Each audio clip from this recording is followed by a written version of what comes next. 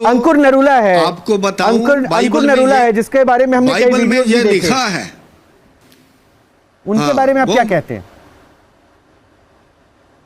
हाँ, वो मेरे दोस्त है। हाँ, तो वो आप सच्चाई जानना नहीं चाहते, आपको मसाला चाहिए अपने टीवी पे चलाने के लिए। अगर आपको सच्चाई जाननी होती तो ये सच्चाई है। दोस्तों, न्यूज़ नेशन वाले इन दिनों काफ़ी ज़्यादा क्रिश्चियनिटी पर न्यूज़ कवर कर रहे हैं, जिसमें वो परमेश्वर के दासों पर झूठे आरोप लगाते ही जा रहे हैं बिना किसी एविडेंस के। तो आज की वीडियो में हम न्यूज़ नेशन वालों की पोल खोलेंगे कि किस तरह से ये लोग धर्म के नाम पर अपनी दुकानें चला रहे हैं और लोगों के अंदर नफरत फैलाने का काम कर रहे हैं। तो आज की वीडियो काफ़ी ज़्यादा इंटरेस्टिंग होने वाली है, तो वीडियो को पूरा देखिएगा, स्किप बिल्कुल भी मत करिएगा। दोस्तों, सबसे पहले हम एक वीडियो क्लिप को देखेंगे जिसमें न्यूज़ नेशन के एक न्यूज़ एंकर ने एक पास्टर जी से अपोस्टल अंकुर नरूला जी के बारे में पूछा, क्या अंकुर नरूला सही कर रहे हैं। दोस्तों, उस पास्टर जी ने न्यूज़ एंकर को ऐसा जवाब दिया कि उसकी बोलती ही बंद हो गई। और साथ में हम अपोस्टल जी के एक ऐसी वीडियो क्लिप को देखेंगे जो आप सभी के लिए देखना काफ़ी ज़्यादा ज़रूरी है। तो आइए सबसे पहले हम न्यूज़ नेशन की वीडियो क्लिप को देखते हैं और फिर आगे बातचीत करते हैं। लेकिन उससे पहले अगर अभी तक आपने मेरे चैनल को सब्सक्राइब नहीं किया तो भाई जल्दी से चैनल को सब्सक्राइब कर लें हमारी और नई वीडियोज़ को देखने के लिए। तो आइए वीडियो को शुरू करते हैं। अंकुर नरूला है, आपको बताऊं, अंकुर नरूला है जिसके बारे में हमने बाइबल में ये लिखा है। उनके बारे में आप क्या कहते हैं? हाँ, वो मेरे दोस्त है। हाँ, तो वो जो करते हैं वो सही करते हैं या गलत करते हैं? उसकी सेवकाई ही बढ़िया है। वो जो करते हैं सही करते हैं या गलत करते हैं? नहीं, बिल्कुल सही करते, वो कैसे? सही करते। कैसे? बिल्कुल सही करते, उसकी मैं श्योरिटी देता हूँ। कैसे कैसे कैसे? मैं उनके साथ रहा हूँ। हाँ, कैसे कैसे सही करते? मैं वही चाहता हूँ ना जानना, कैंसर कैसे ठीक हो जाएगा पानी का यूं छींटा मार के?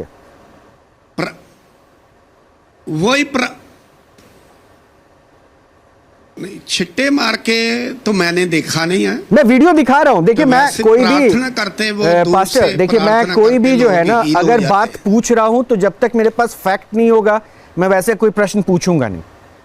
इसलिए मैं पूछ रहा हूँ, अगर आपने कहा कि कुछ लोग आज की तारीख में पाखंड कर रहे हैं तो अंकुर क्यों नहीं? क्योंकि उनकी सभाओं में भी यही हो रहा है।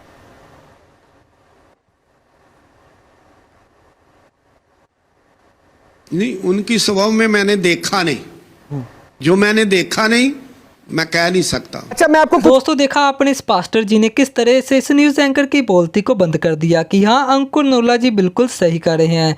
दोस्तों, आपको बता दें कि न्यूज़ नेशन वालों का सिर्फ एक ही फंडा है, माइनॉरिटी के धर्म के लोगों को टारगेट करना, उस पर टीआरपी और व्यूज़ इकट्ठे करना। फॉर एग्जाम्पल, पिछले साल इन्होंने एक प्रोग्राम चलाया जिसमें इन्होंने एक्स मुस्लिम को इकट्ठा करके इस्लाम धर्म पर टारगेट किया, जिसमें ये न्यूज़ वाले एक्स मुस्लिम की डिबेट करवाते थे मौलवियों के साथ।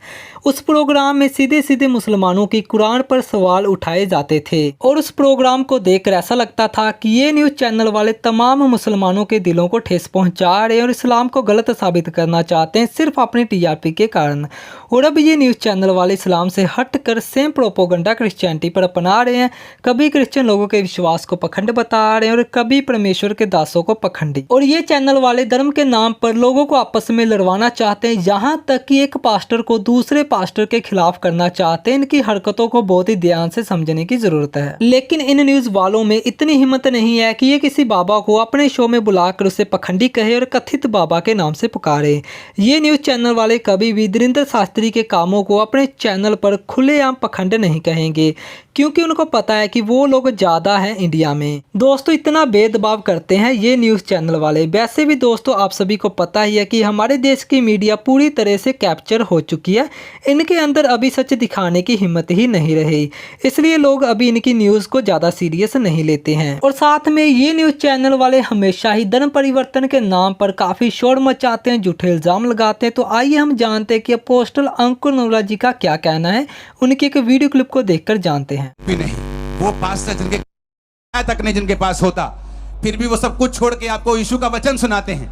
अगर उनके पास आपको कन्वर्ट करने के लिए पैसा होता तो पहले वो स्कूटर लेते, अपना घर लेते, अपने बच्चों को सरकारी स्कूलों में नहीं डालते। वो मरते हैं, खपते हैं जीसस क्राइस्ट का प्रचार करने के लिए, आपको उद्धार की कथा सुनाने के लिए, ये बताने के लिए कि प्रभु यीशु मसीह किसी धर्म या जात को बनाने के लिए नहीं आया, वो आपको बचाने के लिए आया। अगर आप जीसस के पास आएंगे, आप कोई भी धर्म के क्यों ना हो, कोई भी जाति के क्यों ना हो, मैं अन्य जातियों में से था, इसलिए मैं विरोध नहीं करता जो लोग विरोध करते हैं। मुझे मालूम है अगर आज मैं उनका विरोध करूंगा, बड़ी आसानी से इंडियन लॉ के मुताबिक उनको जेल हो सकती है क्रिश्चियनिटी का विरोध करने के कारण।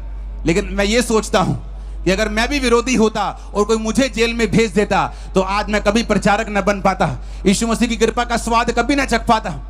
मुझे उन्होंने सहा है, इसलिए मैं आज यहाँ पे हूँ। आप उन लोगों को सहेंगे, उनके लिए प्रार्थना करेंगे, तो वो लोग आज जहां मैं हूं कल को वो वहां खड़े होंगे, जहां आप है कल को वो वहां बैठे होंगे। आमीन। मेरे को ऊंचे वाला चाहिए चर्च।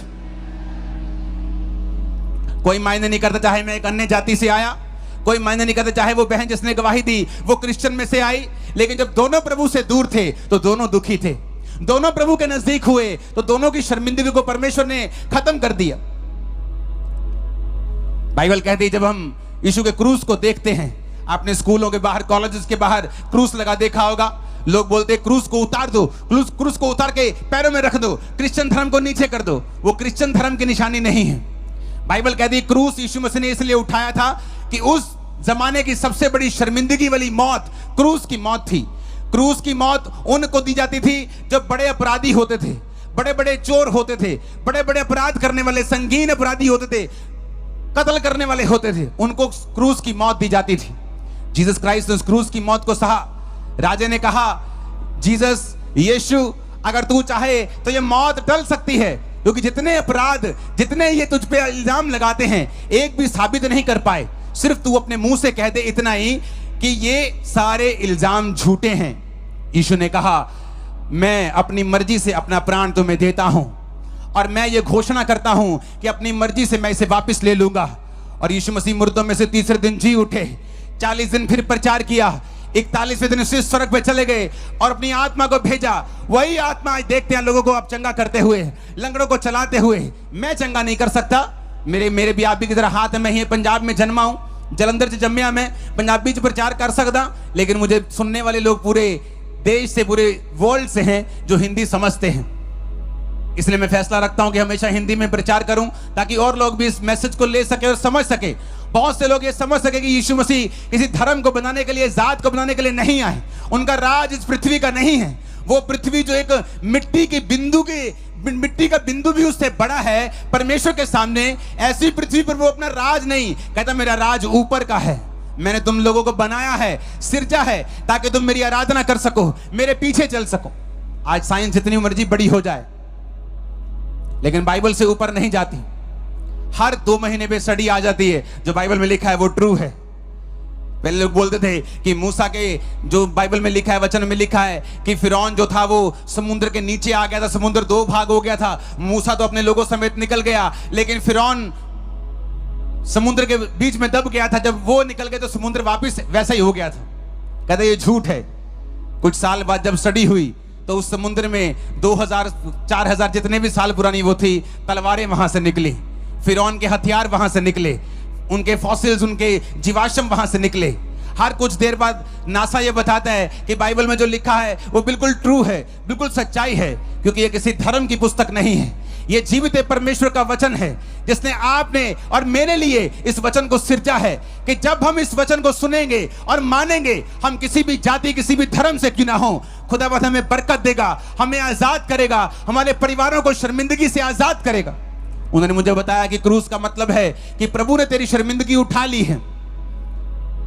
एक जवान बच्चा जब घर में नशे करने लग जाता है, घर को सपोर्ट करने के बजाय घर का पैसा उठाने लग जाता है, माता पिता को कंधा देने के बजाय, उनको सहारा देने के बजाय माता पिता को उनके पीछे लगवा लेता है, तो ये एक शर्मिंदगी है। जब उसके बनने का समय होता है वो नशों में चला जाता है, ये एक शर्मिंदगी है। जब जवान होता है, बीमार हो जाता है, ये एक शर्मिंदगी है। मुझे बताया गया कि अगर मैं जीसस क्राइस्ट के उस क्रूस के ऊपर विश्वास करूं, जो किसी धर्म का प्रतीक नहीं है, बल्कि इस बात का प्रतीक है कि प्रभु यीशु मसीह इस दुनिया में आए थे और मेरे लिए सारी शर्मिंदगी को अपने ऊपर बिना किसी पाप के उठा लिया। आज जो कोई उस क्रूस के ऊपर विश्वास करेगा, परमेश्वर ने कहा वो उसकी शर्मिंदगियां धरती के ऊपर से जाती रहेंगी। मैंने विश्वास किया क्रूस के ऊपर, बाइबल पढ़ी, आज मुझे 20 साल हो चुके हैं, 2024 आ चुका है। 20 साल में मैंने कितने ही बार, सैकड़ों बार बाइबल पढ़ ली। नया नियम तो मैंने सैकड़ों बार ही पढ़ लिया, पुराना नियम भी कई बार पढ़ लिया। एक भी बार बाइबल में ये नहीं आया कि मैं ईसाइयों का परमेश्वर हूं। एक भी बार ये नहीं आया कि मैं धर्म बदलने आया हूं। एक भी बार नहीं आया कि धरती पे मेरा राज, परमेश्वर ने कहा मेरा राज वहां का है। धरती पर वो राज जो तुम लोग कहते हो, वो राज परमेश्वर स्थापित करने के लिए नहीं आए, वो आत्मिक राज को स्थापित करने के लिए आए। नहीं तो हम लड़ते, शारीरिक रूप में लड़ते तो उसका राज स्थापित हो। यीशु ने कहा मेरा राज आत्मिक है। तुम सब लोग मेरे धर्म और राज का पीछा करो, तुम सब लोग बाइबल का पीछा करो, तुम सब लोग वचन को सुनो। तो देखो अन्य जातियां जिन वस्तुओं की खोज में रहती हैं, क्या खाएंगे, क्या पिएंगे, क्या पहनेंगे, परमेश्वर ने कहा ये सब वस्तुएं तुम्हें पीछे पड़ के मिल जाएंगे। किसी वस्तु के पीछे तुम्हें जाना नहीं पड़ेगा। एक राजे का बच्चा जब सुबह उठता हो और राजा के पास जाकर रोए, खूब रोए, जोर जोर से रोए, चिल्ला चिल्ला के रोए, और राजा पूछे क्या चाहिए, क्यों रो रहा है तू, और वो बोले मुझे नाश्ता चाहिए, तो राजा सिर पे हाथ मारेगा। अरे बेटा ये लाखों करोड़ों खरबों रुपया तेरा है, मेरे बाद तू राजा होगा, सब तेरा है बेटा, तू नाश्ते के लिए क्यों रो रही है, तो तुझे मिलेगा ही, कपड़े तो मिलेंगे ही। जीसस ने कहा सुलेमान के जैसे कपड़े इस दुनिया में किसी ने नहीं डाले। सबसे बुद्धिमान था वो, आज तक सुलेमान के जैसा बुद्धिमान कोई नहीं हुआ। प्रभु ने कहा सुलेमान के जैसे कपड़े मैंने किसी को नहीं पहनाए, लेकिन एक फूल को, एक फ्लावर को जो सुबह उगता और शाम को झड़ जाता है, उसको सुलेमान से भी अच्छे कपड़े पहनाए हैं। तो तुम्हें क्यों नहीं पहनाऊंगा जो उसके धर्म और राज्य की खोज करते हो। उसने कहा चिड़ियों को देखो, कौओं को देखो, वो नहीं बटोरते, स्टोर नहीं बनाते कि चलो जी दाने रखा लो इच काम मान गए। परमेश्वर ने कहा ना वो काटते हैं ना वो बटोरते हैं, तो भी तेरा स्वर्गीय पिता उन्हें खिलाता है। तो तेरा स्वर्गीय पिता जिसने तुझे जन्मा है तुझे क्यों कर ना खिलाएगा। तुम चिंता करके ना कहना क्या खाएंगे क्या पिएंगे, परमेश्वर तुम्हें खिलाएगा भी, पिलाएगा भी, तुम्हें पहनाएगा भी, लेकिन पर तुम उसके धर्म और राज्य की खोज करना, पहले उसके धर्म और राज्य का पीछा करना, तो दुनिया की सारी वस्तुएं तुम्हें पीछे पड़ के मिल जाएंगी, दुनिया की सारी ब्लेसिंग्स तुम्हें पीछे पड़ के मिल जाएंगी। पहले उसके धर्म और राज्य की खोज करना। ऊंची आवाज में बोलो हालेलुया। तो दोस्तों आप सभी का क्या कहना है न्यूज नेशन वालों के बारे में कमेंट सेक्शन में जरूर बताइएगा। और अगर आज की वीडियो आपको अच्छी लगी है तो भाई वीडियो को लाइक कर दीजिएगा और इस चैनल को सब्सक्राइब करना मत भूलिएगा और इस वीडियो को शेयर भी कर दीजिएगा।